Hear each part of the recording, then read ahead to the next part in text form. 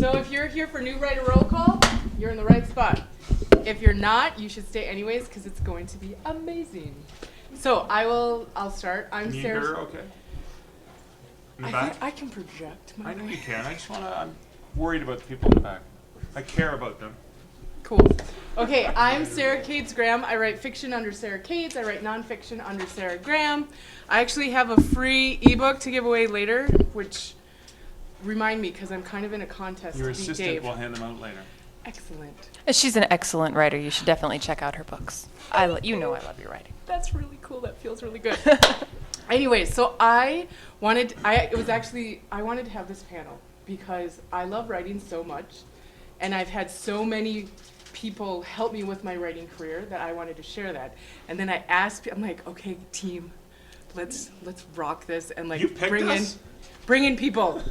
So that's why we're here and super stoked. Super stoked to be here. So thank you guys for being here and introduce yourselves, please. Mark Leslie Lefebvre. I write thrillers. I write horror. I write nonfiction ghost stories. I also used to run the self-publishing platform at Kobo.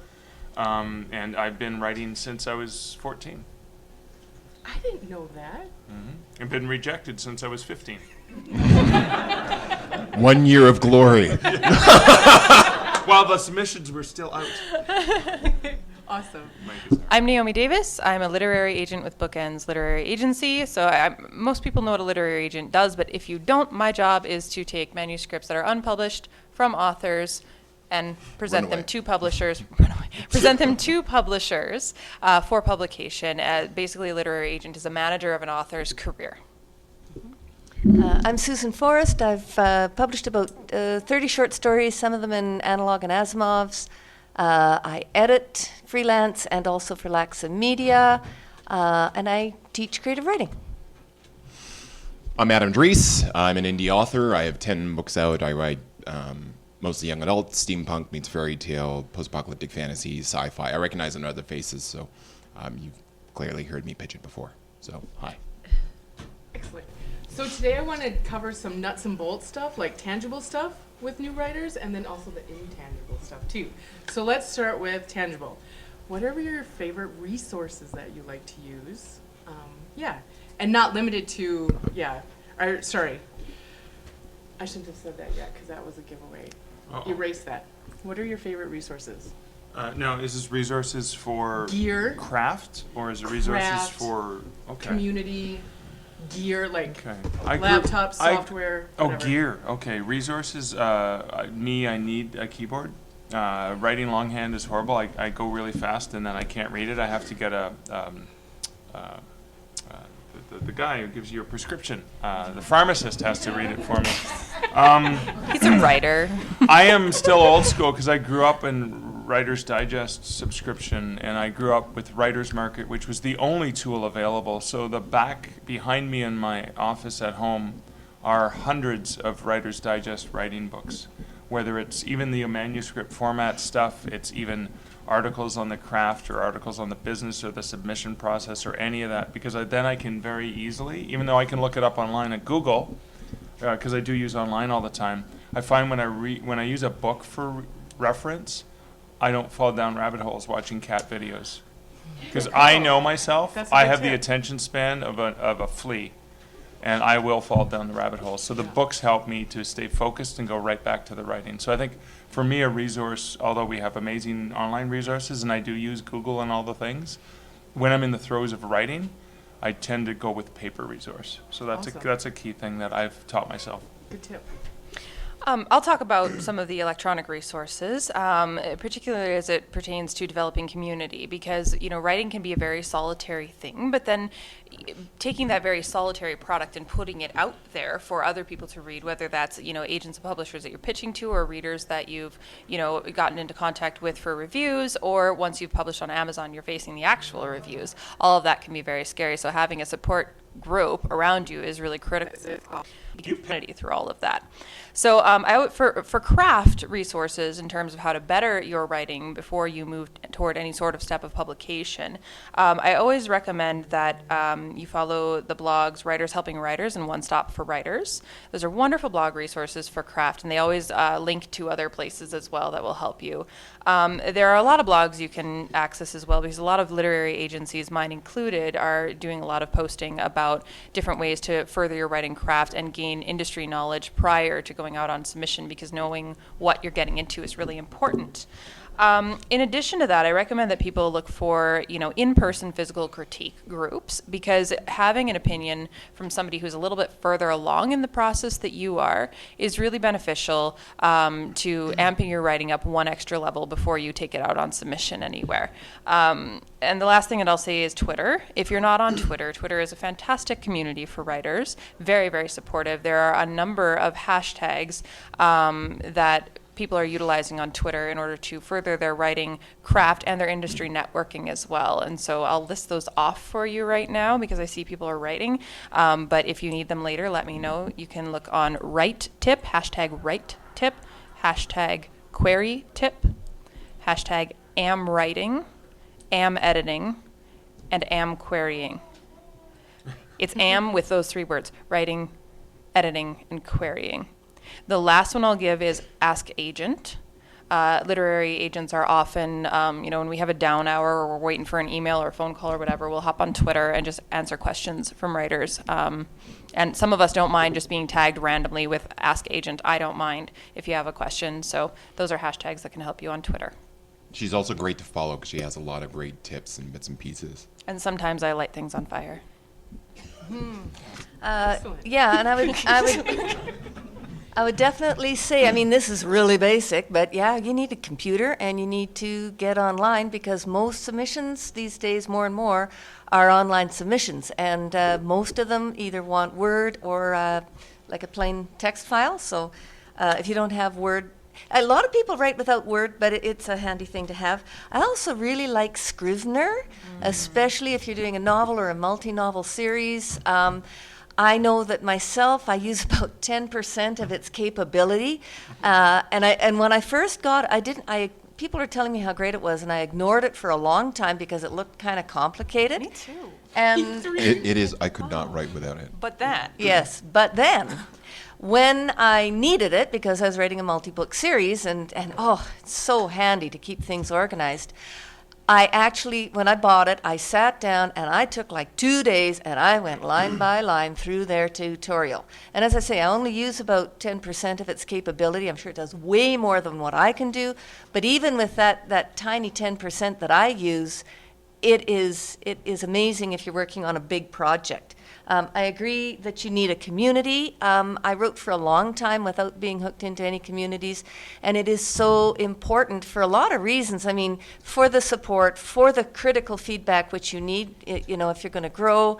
And it has to be a good community, not a pat yourself on the back community and not a stab yourself on the back community. It has to be, a good community. But if you're in Calgary, and a lot of you probably are, we have obviously the Association for Fantasy Science Fiction. There's 2 romance writers groups. There's ARWA and CARWA. There's an online group, Calgary Crime Writers. There's the Writers Guild of Alberta has an office right here. So this is a great place. Oh, and if you're into playwriting and Isn't it in the Alexandra? The Alexandra Writers Writers Center, yeah. So there's tons of resources if you live right here in Calgary. But yeah, it also helps you for things like just getting little tips that I would never have thought of, like an editor moves from this magazine to that magazine, or they move up to editor. Well, they're looking to develop their stable of authors. That's a really great time to submit because they're really so. You can, the networking that you can do by meeting, with a community, even an online community, you can learn a ton.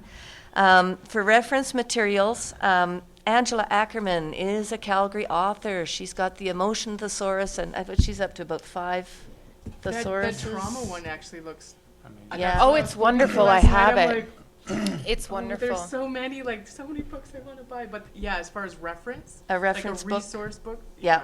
And she runs the One Stop for Writers website that I mentioned as well. Right. Yeah. Right. And I know it's not really for fiction, but Story by Robert McKee and The Story Grid by Sean Coyne are 2 books that I would recommend.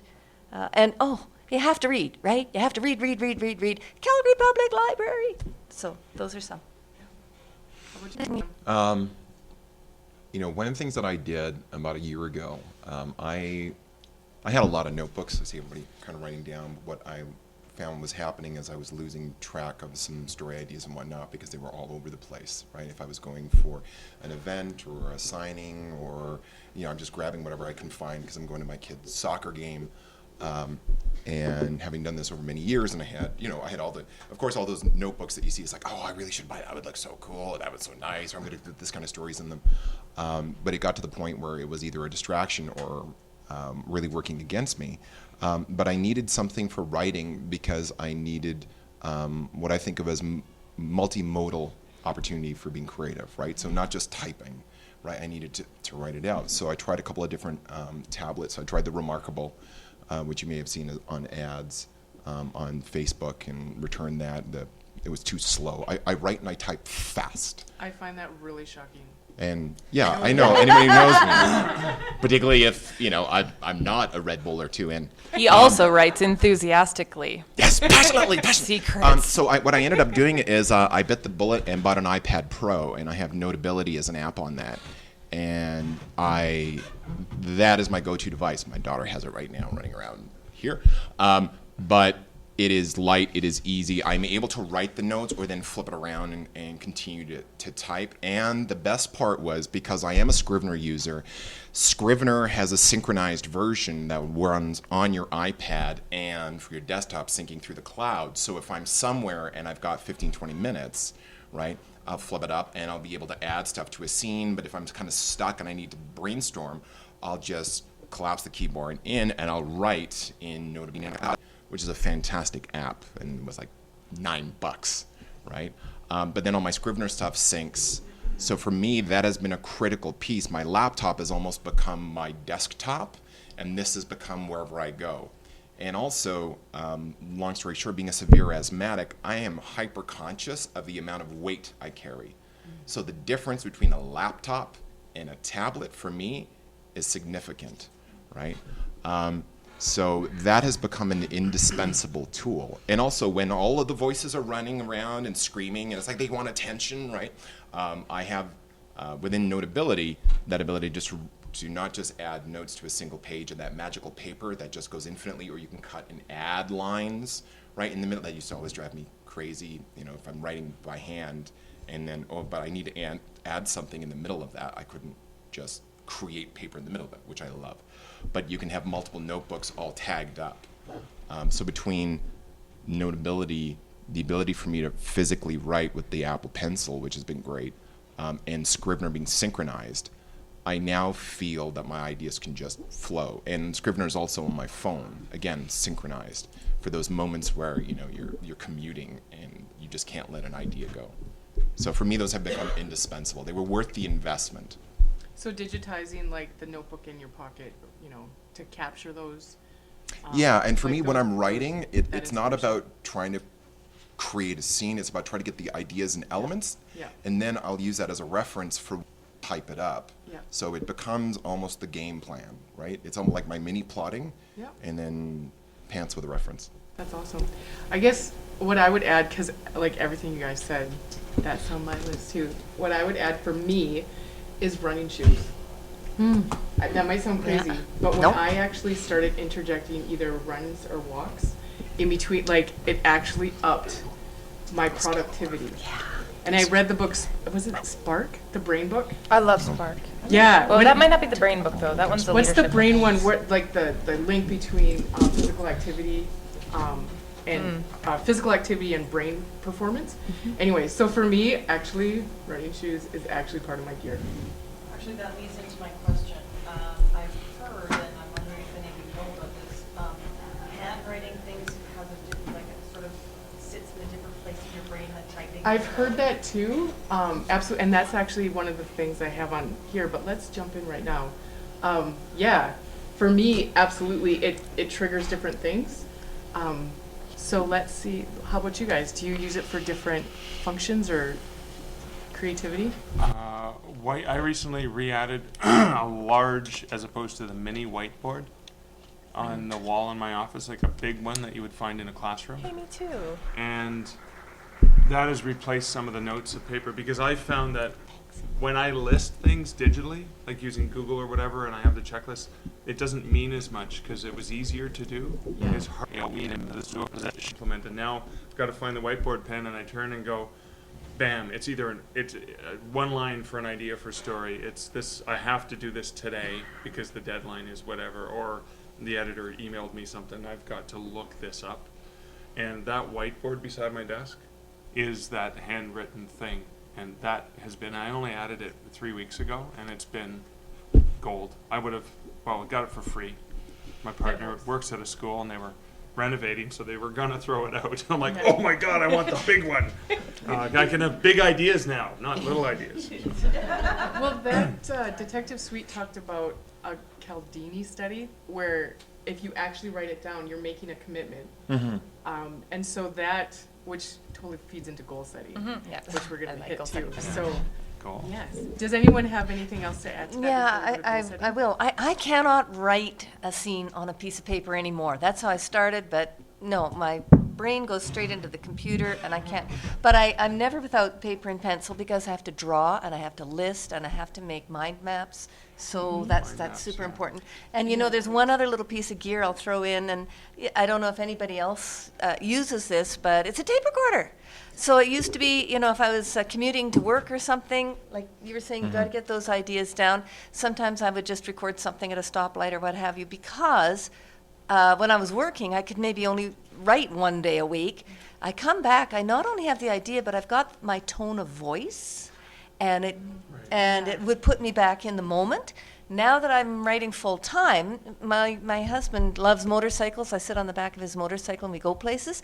And inside, I cannot dictate where anybody can hear me because I'm too self-conscious. But inside my motorcycle helmet, nobody can hear me. So I dictate on the back of the motorcycle. And I can actually write fiction. I can write scenes That's that way. awesome. Yeah, yeah. Because I'm not self-conscious. So go off that, I have a friend who uses is it Dragon Naturally Speaking? Yeah. Yeah. And she said, take the time to train your dragon, and it took her like a week. What's it called? Dragon Naturally Speaking, because she also commutes. Train your dragon. Yeah, she'll actually be writing books while she commutes into town. Yeah. So she said it took effort and like to take the week to train your dragon for this program, right? To like the nuances of your voice and stuff like that. But for her, she loves it. So, do you want to talk about goal setting? I would love to talk about goal setting. Let's talk about goal setting. So I spent 5 years working for Inkling's literary agency, and while I was there, I didn't do much for goal setting. And I mean, my kids were still somewhat at home and not at school full time, so it was reasonable that I took a slower pace for things. In February, I moved to Bookends Literary Agency and met my boss, Jessica Faust. She's Bookends Jessica on Twitter, and she drops some amazing resources and valuable advice for writers if you get a chance to follow her. And she introduced me to the difference between a goal and an action plan. And this is a theory that's been around, and there's a lot of different interpretations on it. And, the one I was just looking on my phone to see who I need to give credit to, but the only thing I could find is University of Kent. So do with that what you will. But she shared with me her philosophy behind goal setting and action plan. And goal setting is different than your action plan. So if I set the goal that I want to sell 15 books this year, that's my goal, but I also need an action plan for how am I going to achieve that goal.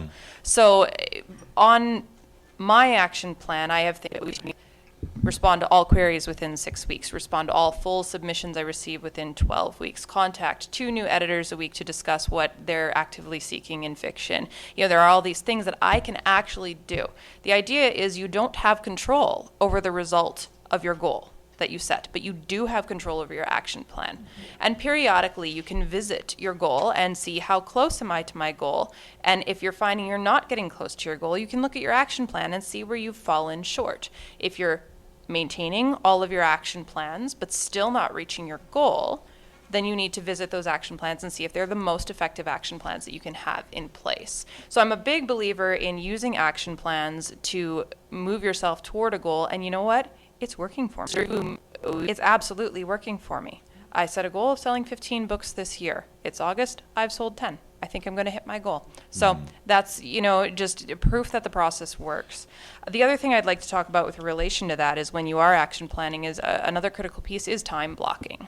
And it's very hard to block your time out and stick to a schedule when you're a writer because it's a creative process. We get so swept away. And I don't know about any of you, but when I am writing and like really, really into it, all of a sudden I'm like, wait, what's a shower? Was I supposed to do that? Oh no, because we get so into our secondary world that we literally forget actual responsibilities. The reason that is so important is if you look at all of the studies done on scheduling breaks and what having scheduled breaks does to your brain and your body and your emotions and your hormones, there is significant science backing the idea of breaks. So as much as you can sit down and write for 4 hours straight and you're in the zone and you're like really loving the zone and everything is great and the characters are springing off the page and you're crying or you're laughing or you're just chugging coffee. All of that is super fun. But if you don't get 20 minutes in there where you pull away and address your actual needs, you are going to burn out. And writer burnout is so common. It happens for so many reasons and at so many different stages. I mean, you can have writer burnout when you've published 25 books. Like, it can happen at any stage. So if you start now by building the habits of giving yourself time to detach, charge in the middle of the process, you're less likely to reach that burnout point and more likely to stay on track with any goals you've set for yourself. I'll shut up. I'm sorry. I said it. No, it's good. Actually, I wasn't interrupting because you were I just realized No, I've it's great. talked for like a long time and all I hear is my own voice. there's a piece I'd like to add in there, particularly as I started out. Sometimes advice I give to people is there's one of two definite ways that you can set a goal, particularly as an indie author. And one of those is booking yourself for an event. And so what got me really on my schedule at first was I booked for Calgary Expo and Edmonton Expo, and I needed to have something new for each one. And then from my technical background, I reverse engineered a plan, right? What's the latest that I can get it to the publisher and for them to be, printer, and get it back. Okay, when do I need to have the cover done? When do I need to have the first and second round of editing done because I'm dyslexic and it's got to go through 2 full rounds. And then it's like, okay, well, I need to have the story finished in 6 weeks, for example. And I didn't want to disappoint people who were coming expecting me to have that material. So I created that sense of social obligation. Now, another way to be able to do that is also have an accountability partner. It's just like going to the gym, right? You've got a gym buddy, and you are not, if they're saying, I'm not really feeling up to it, you're going to bug the crap out of them, and the deal is they're supposed to bug the crap out of you, right? So you've got somebody who's kind of going because it is easier to do than rather than just try to get yourself to do it, right? So those were two pieces adding on top of what Naomi was saying that I used to be able to get to 10 books since I started writing the first one January 4th, 2014. And I have 3 books that have been sitting that I almost ran over, right, that still sitting on my laptop because it's like, well, the panic started to build. It's like, well, this one's not ready. Throw it. I got this other idea. And just went, right? And one of the things that it does in doing these things is it's like you become an athlete. And you build these muscles where you're able to kind of hit these. It was funny, I was having a coffee with Jonas Saul, and for those who don't know Jonas, he's written 30-plus years, right, in the past couple of years, and has stuff going on in Hollywood. And we talked about, well, I'm relaxing a bit more now. I'm only going to put out 2-3 books this year. And I said, it's... If any of you guys are like, so, oh my God. But it's about that goal time, and part of that whole purpose is not just to get that thing out, but it starts to tune you into that where it becomes instinctual. Right? Yeah, and it can be very detrimental to set yourself too low of a goal because you're afraid of not hitting it. And that's why I say to separate your action plan from your goal, because you don't have total control over that goal. It doesn't matter how many times you sit down at that computer to write. If your goal is 15,000 words in, a week, whatever you write, and you're not hitting that goal, that's not necessarily because you didn't do everything you could to get there. So evaluate your action plan. Evaluate the steps you're taking to reach your goal rather than evaluating whether you reached your goal. Because it's detrimental to set too low of a goal, because then you never realize your full potential. But it's also detrimental to critique yourself for not hitting that goal. The action plan is what you should be evaluating, not whether you hit this or not. Because I don't have control over whether I sell 15 books this year or 30 books this year or 2. I don't have control over that. I do have control over what I can do to move closer to that goal. Can I go ahead. Yep. No, no. I was going to say, to riff off that, if you set a goal but don't change anything else in your life, you have not made room to achieve your goal. So if you want to do NaNoWriMo but have not made time in your schedule, you set yourself up for failure. So you have to change stuff in your life if you want to make room for writing and prioritize writing. So make sure, I want to write 15,000 words a week, but you actually didn't figure out when you were going to write those 15,000 words. Action plan. Yeah. Yeah, what are you going to do to that? Yeah. And I'm glad you mentioned NaNoWriMo, because it may be an old, how many of you are familiar with NaNoWriMo? Okay. How many of you have finished a book? Okay. For those who are not familiar, that's the National Novel Writing Month, and it's basically an online November. accountability. November. Sorry. November, that's the It's basically an online accountability group that you can join, and you have your tracking and all that. You try to write a novel in a month. Or 50,000 words. Please do in not query 30 days. agents right after completing No, that. don't do that. But It's perfect. It's wonderful. The key thing about NaNoWriMo is it does the writing sprints. It's just 1,666 words a day. That's a small enough target, but it's the memory muscle to do it every day. Or if you screw up, then you got to double it another day. And it's also that social accountability, and it's all of those things. It's an action plan. There's support. There's the community Susan talked about. 2 of the 3 novels I have out right now were written. Well, the first 50,000 words were written during NaNoWriMo.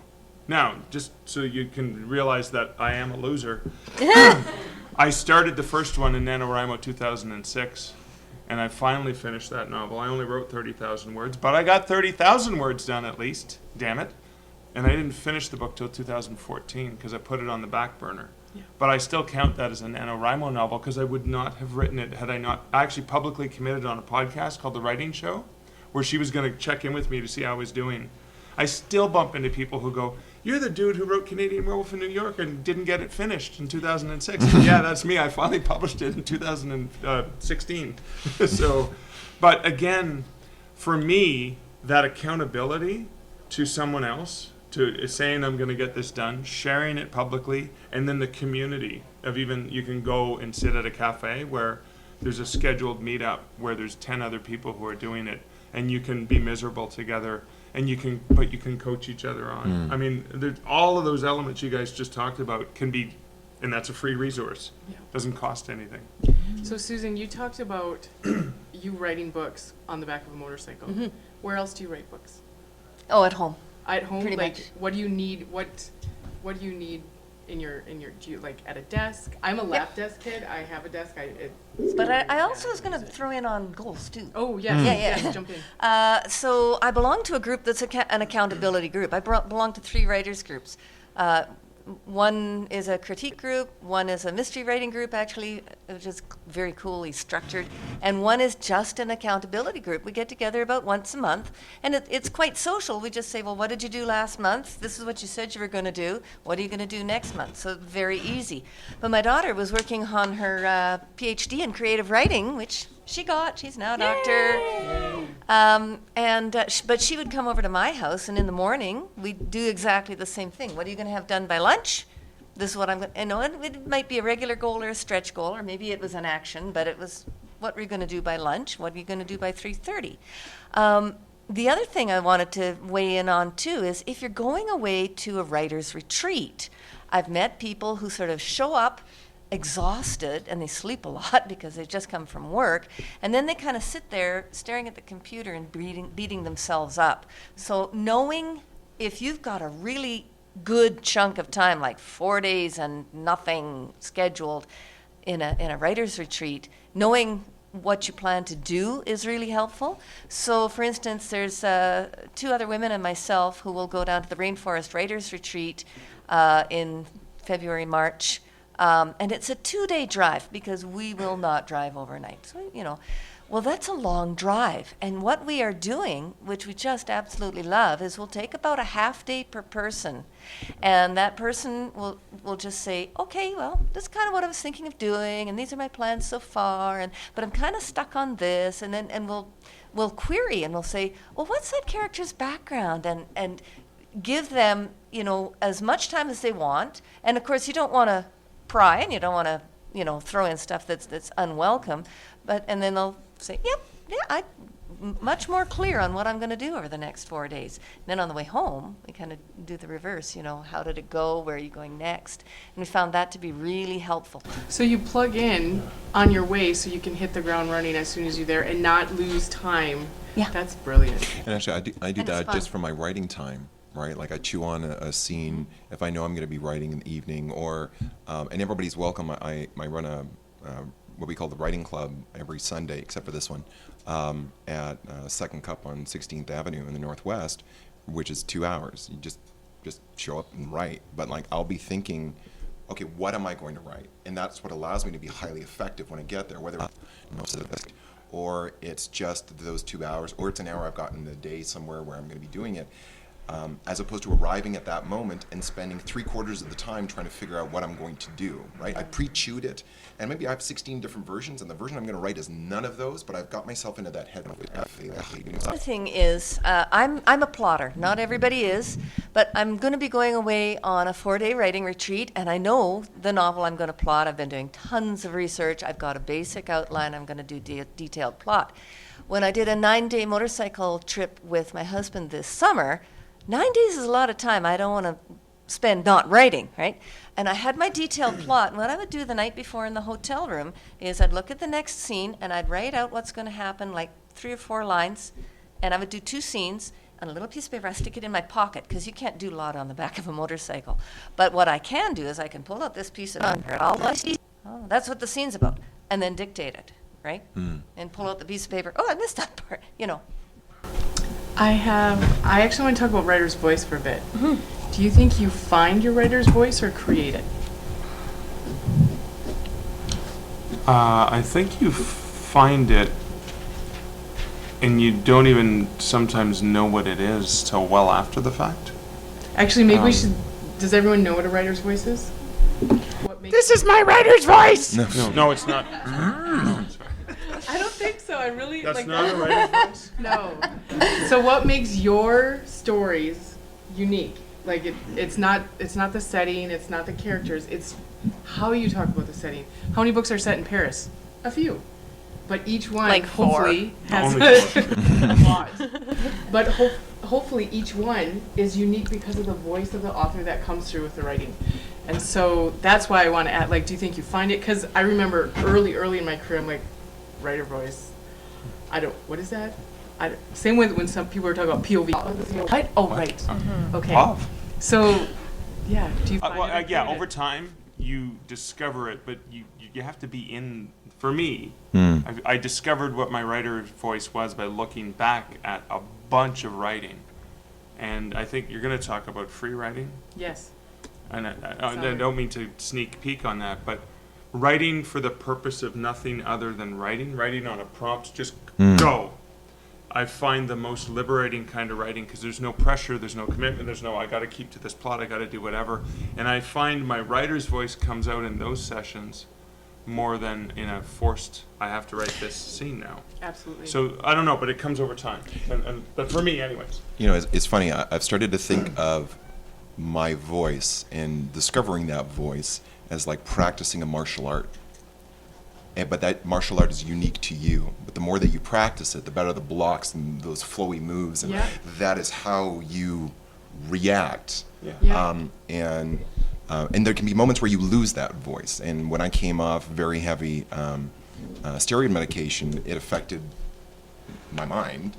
And so I had to rediscover and almost learn, okay, there's some other moves and whatnot. So it was interesting that when you're talking about it from a discovery point of view, it's almost like you have to discover what was innately in there. And there are always ways to be able to develop that further, or you learn a technique from somebody and then you adapt it into your style or your voice. That's a really cool way to put it, actually, the martial arts and reacting, because for me anyways, the characters tell me what they want to do. Mm-hmm. And then, yeah, me trying to work with that. You may, I just want to sort of. Go ahead, no. Gate. When you talked about everyone has their own unique voice Mhm. that's theirs, gait, the way people walk, we actually have systems that can distinguish people like fingerprints just from the way they walk. So on a security camera, they can identify who you are Yeah. by the way you walk, Yeah. even if you've changed everything about you. I think your writer's voice is very much, yeah, your writer's voice is a little like this, a little like this, a little like this, but it's yours uniquely. Yeah. So you made me think of that. Mm. I'm going to challenge that a little bit. And it's not that I do think that every writer has a unique take and a unique way of utilizing language. But I think that throughout the revision process, your voice evolves so much that I don't ever think there's a point where you hit your voice, because, and I'm going to use Adam as an example, if that's okay, Adam. Yeah, go ahead. If you read Adam's young adult fiction, the Yellow Hood series, it has a very clear voice footprint. You know, it's got that gait. It has a very clear patterning that isn't in any way uninteresting or redundant, but it's clearly the Yellow Hood series. And then if you read his Wizard Killer series, or The Man of Cloud 9. I'm going to actually talk about The Man of Cloud 9 instead, which is a sci-fi, an adult sci-fi, and the voice in it is incredibly different from the Yellow Hoods, and in a good way. But they are both Adam. So the only reason I'm challenging on that is because I sometimes hear writers say, well, my voice is more suited toward the YA market, and my challenge to that is your word choice indicates, Yeah. and your word placement and your tense and your point of view, all of that indicates what your voice is more geared toward, not you as the person. Now, maybe you prefer to write in a YA voice, but I feel that you can actively determine what your voice is based on your word choice, and you can evolve that. If you feel like you're stuck in a YA voice and you want to write for adult and you want a little more mature feel, that involves critique partners and working with language and developing and evolving your craft. Exactly. Why limit yourself? Because I think you discover it first, and then it's almost like learn the rules of your voice. And then you so learn that to know- manipulate it. and which rules of your own voice you want to break and manipulate it. And what- Well, and something that Mark was saying a couple of minutes ago is feeding into what I wanted to talk about, and that is voice is like a fractal. It's small, it's large, and right. So you're looking for unique character voices in a dialogue. You're looking for a certain voice maybe for a particular story or a particular novel, and you may develop that over your entire career. You realize that averages. But the other thing too is we're talking about Paris. You go down to go to the Louvre, and what do you see? You see student artists painting, the Mona Lisa, right? It's great to try doing a short story in the style of, such and such an author, and experiment with voice and find out what are the possibilities, because, as Naomi was saying, why limit yourself, right? Sure. What's the value of knowing your own voices? Do you know what I mean? In terms of genre or age range, or just in terms of knowing what your voice is? I don't think that authors have a great grasp on their own voice. I think that readers have a grasp on authors' voices. And our editors. Yes, Our editors do. editors know our voice, Yeah. and our readers know our voice, but we're too close to the canvas to. Yeah. Yeah. So you And- might not know your own habits and your own, colloquialisms that you rely on. You might not recognize these things, and that's okay. It isn't your job to define it. However, it's beneficial to know other authors who write like you, because when you get to the query and submission stage, it's important to provide comp titles, so comparative and competitive works that are similar to yours. So, I've been told that some of my YA writing sounds like Kristen Kishore. Okay, then I can use that as a comp title, even though if I read her book, I'm like, I don't write like that. But other readers have interpreted a similar mood and feeling from my writing. I found when I got feedback after putting my Yeah. out, and then the second one, people were saying, "Oh my God, it's like I'm reading video." And then I was able to reflect on the fact that is I'm documenting the movie in my head. Now, part of that is because as a dyslexic, I'm very centric on three-dimensionality, right? But it allowed me to kind of see and the way I think about the elements of voice is it allowed me to see what were some of the strengths perceived by my readers or the elements that stood out for them, positive and negative. And then in some cases when I went on to write some of the other books like Naomi was mentioning, I challenged myself in different ways, right? Now, I think the one thing that's common is no matter how I try to write, what kind of story I write, it is always going to be far more video, a lot less Tolkien. It's very cinematic. Right? So it's motion. My description gets shorter when the movement really comes up.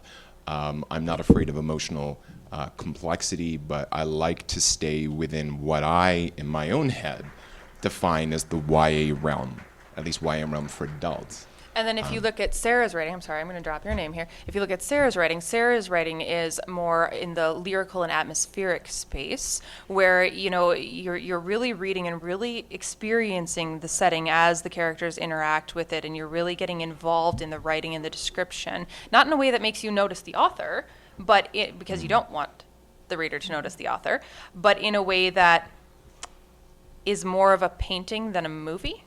If that makes sense, more of a painting with which they're like when you can identify an artist by his or her brushstrokes instead of a movie, because I don't know directors, I can brushstrokes pull out, so it makes sense that my writing is more in line with paintings and that.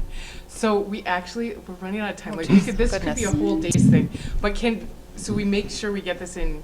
Can each of you say like one thing that either you're so glad the advice you were given, or that you wish you were given, just because that's an important one. Yeah, I think the biggest malady that authors face, and we all have a little bit of it, even if we've been cured, is comparisonitis.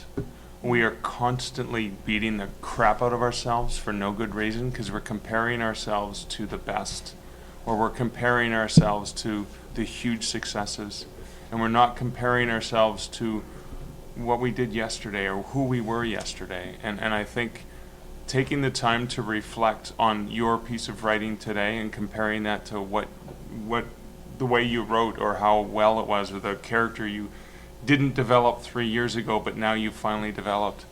Give yourself credit for those little wins, because we spend so much time beating the crap out of ourselves for no good reason. You're too hard on yourselves. You do work hard, but look at those things. You got 100 words done, great. You got 100 more words done today. You wanted to get 1,000, okay, not the end of the world.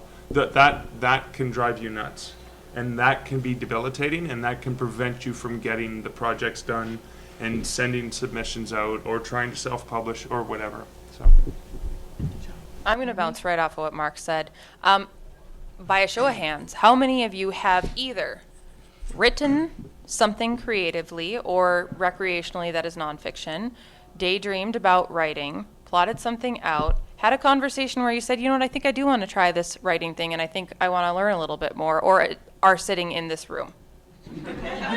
Okay, so all of you are, on some level, already writers. You are already doing it. You are not about to become a writer. You already are. And every form of writer, form of writer, and every step is a valid step. And I don't care if that step is, as Mark said, 100 words. I don't care if that step is publication with a Big 5 publishing house. I don't care if that step is I read a blog and learned something about writing, and now I feel better about my writing skills, whether I'm ever going to utilize them or not. Every step of your writing journey is valid, and you must be gentle with yourself, and you must give yourself credit for each of those little steps, because if you don't do it, nobody else will, and nobody else will see the worth that you have and can offer through your writing. You have to nurture your writing career, because nobody else will. Except agents. We like to do that. But you have to come to a certain place. And don't use the word wannabe or up-and-coming writer. You like are. You said, you are a writer. End of story. Just the beginning of the story, maybe. Yeah, and I did want to talk about fear a little bit, because writing is very lonely and it's very scary. I think, and kind of riffing off a little bit of what's been said before, that there is a tendency to have negative self-talk, right? When my daughter comes over and does some writing, every once in a while she'll jump up and say, would you read this scene for me? And I'll say, because it's very careful around how you critique member of your own family. I said, what do you want from me? She says, I want praise. Well, that's wonderful. Advocate for what you need. It's also good for me because she's a great writer. I think she's awesome. I'll read her work, but I also have to say, well, what is working here and why? And that is good for me, right, as a critiquer. You wouldn't believe people who Hey, everybody on You the are panel, big- hands up if you have it. big names, right? I was at a writer's retreat and Rob Sawyer was there. And I said, how was your day? Oh, it was bad. Oh, how come? Because I'm a terrible writer. And I'm thinking, yeah, if he feels that, I'm okay, right? Yeah. And the other thing is, you get told how Higgins want to have you.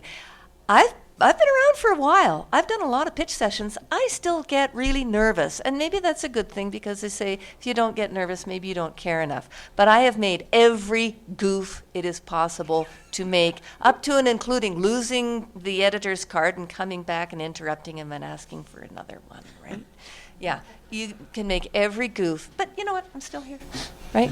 Thank you for mentioning fear, because that's actually on here, and we didn't get time to, but that's huge, so thank you so much for mentioning it.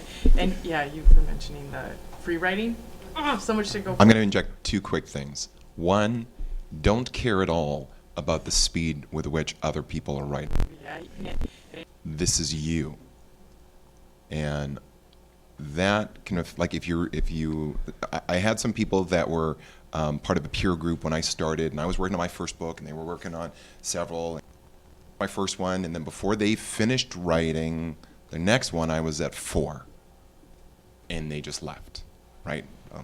Twitter groups. So in that, I learned I wasn't comparing me to them, and when I start slowing down, of course, there's people that I look at. I have one lunatic acquaintance. I don't know how she did it. She wrote 26 books last year. I don't know if she's still married, and I have no idea in terms of the quality, but I can't imagine it being there. But it's not for me to judge. That is what she is doing. I need to write and find my pace, just as like it's my voice. It is my race. The second thing is, particularly as a dyslexic, I have to make sure not to let the writers have to be extremely well read feed the fraud syndrome. Because I watch a lot of different movies, shows, people, news. I watch for the feel of change. I watch for what is absorbed by people, how stories are told, the difference between the direction and the writing. It lets me think about the craft that I pull together, and it also feeds my stories to come across as different. And sometimes the story concepts I come up with are quite different. And I've had people say, it's like, oh my God, there's a story just like that out there. It's like, have you read it? It's like, almost 90% chance, no. When people throw author names around, I don't know them anywhere near as well, but I try to absorb. Oh my God, there's not some friends who are extremely well read, and I vampire on them, right? And it's like, my wife is extremely well read and reads at Mach 4, right? Our daughter's only slightly faster, and I can get all the key bits of all the books that they have read and absorb it into my head, and it still is completely valid. I had something that impeded me in one regard that I've turned into an advantage. And if you have chronic pain, right, that is another thing. And that's a whole other talk that I've had before of trying to take that and turn that into motivation, because there is nothing like somebody grinding and, a rusty dagger into your stomach to make you say, I am going to take the best moments of this day and turn it into something productive. So those are pieces of advice I wish I got at the beginning. Awesome. I would add, and this is something I've been reflecting on lately, that when you release your book, it's no longer about you.